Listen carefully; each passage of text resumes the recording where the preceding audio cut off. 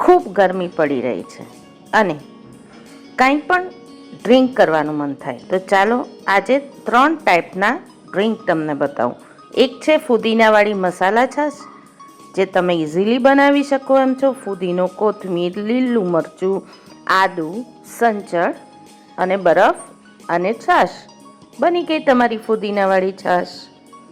અને આ તમને ખૂબ જ ઠંડક આપશે અને સ્વાદ પણ આપશે અને તમારું પેટ પણ ભરાઈ જશે.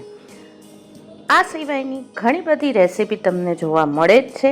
તમે ચેનલને સબસ્ક્રાઈબ ન કરી હોય તો કરી દેજો અને ખાસ દરેક રેસીપી પછી એક કોમેન્ટ મૂકજો, જે મને નવું કંઈ આપ લોકો સમક્ષ લાવવા માટે પ્રેરિત કરે. સેકન્ડ રેસીપી છે કકુંબર કુલર્સ.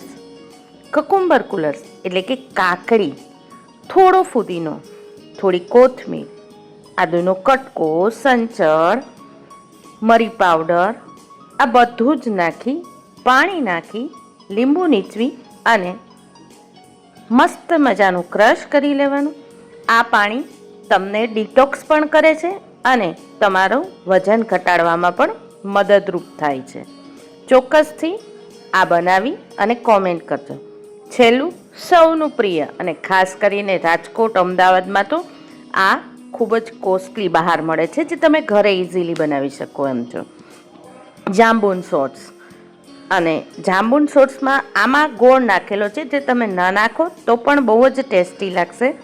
જાંબુન એ ડાયાબિટીક લોકો માટે આશીર્વાદ છે. તો બનાવજો આ ત્રણેય ડ્રિંક અને કહેજો કેવા લાગ્યા.